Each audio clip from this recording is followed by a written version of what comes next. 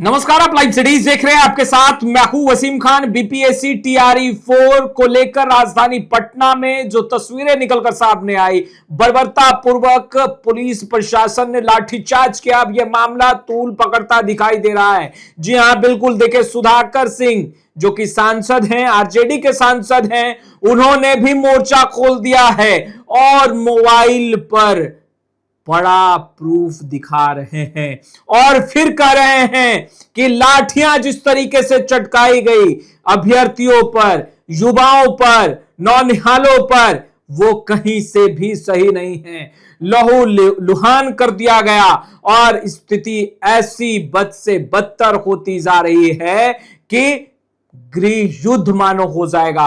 और देखिए, सुधाकर सिंह ने क्या कुछ कहा है। बड़ा बयान दे रहे हैं, खूब गरज रहे हैं। सबसे पहले आप सुधाकर सिंह को सुनिए। तरीके से पटना के सड़कों पर उन छात्रों पर सरकार ने लाठी बरसाने का काम किया जिनके सपने को साकार करने के लिए एनडीए सरकार और भाजपा के द्वारा घोषणा पत्र लाया गया था कि जब हम नई सरकार बनाएंगे बिहार में 1 करोड़ नौजवानों को सरकारी नौकरी और रोजगार देने का काम करेंगे।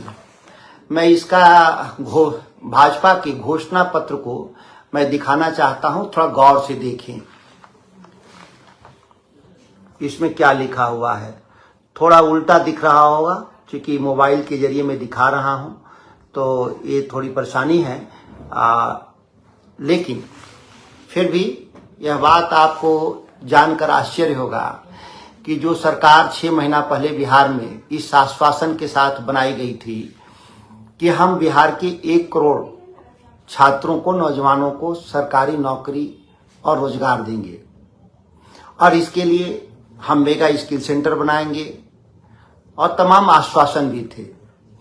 उन्हीं आश्वासनों में एक विषय यह भी था कि जो छात्र उच्च शिक्षा हासिल करने के लिए engineering, medical, paramedical, nursing, law, BCA, BBA जो भी हासिल करना चाहते हैं उसके लिए 4 लाख लोन के रूप में हम लोग देंगे। लेकिन क्या है, पिछले 8 महीने से बिहार के जो छात्र हैं जो दूसरे राज्य में पढ़ते हैं या राज्य के भीतर भी पढ़ते हैं, उन सभी छात्रों का स्टूडेंट क्रेडिट कार्ड लगभग रोक दिया गया।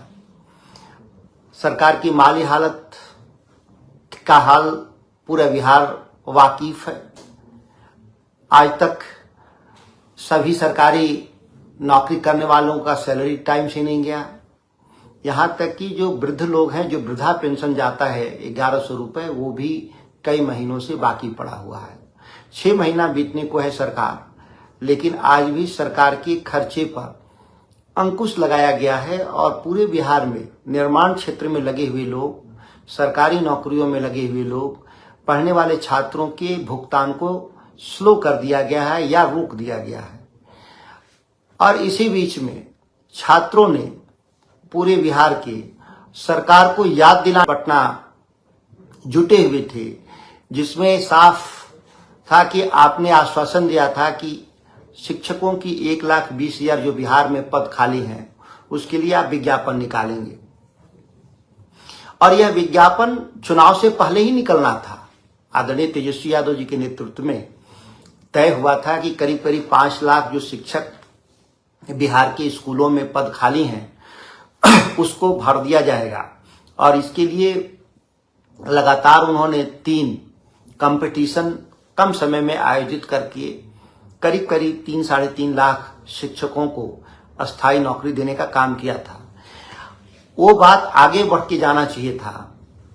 बचे हुए जो सीट थे 1,20,000, ठीक से अगर उसको आकलन करें तो और भी जरूरत है शिक्षकों की बिहार में, क्योंकि शिक्षकों का जो आकलन का फार्मूला है वो शिक्षा अधिकार गारंटी के अनुकूल नहीं है।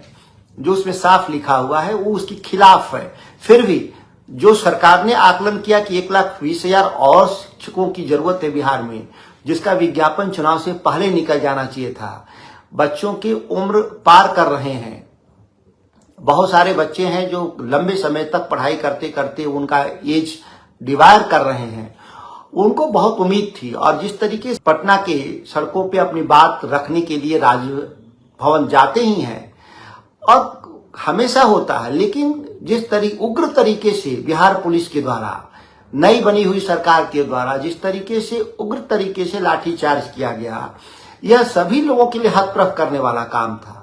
लोग कह रहे हैं सरकार बदल गई। मैं नहीं मानता कि सरकार बिहार में बदल गई। सरकार वो पुरानी नीतीश कुमार वाली सरकार का जो रंग ढंग था वही ये सरकार है। केवल चेहरा बदला है, पार्टी बदली है, लेकिन जो सरकार चलाने वाले लोग हैं वो सब पुराने लोग हैं और पुराने विचार और ख्यालात के लोग हैं। जो 20 सालों में लोगों ने इस काम को पूरा नहीं कर पाया, जिस काम को आदरणीय तेजस्वी यादव जी के नेतृत्व में वो तय हुआ था जब हम सत्ता में आए थे सामूहिक रूप से, कि हम बिहार के नौजवानों को 10 लाख पक्की सरकारी नौकरी देंगे, जिसमें तकरीबन 5 लाख लोगों को रोजगार सरकारी नौकरी दी गई थी और 5 लाख तो पद उस समय भी खाली थे।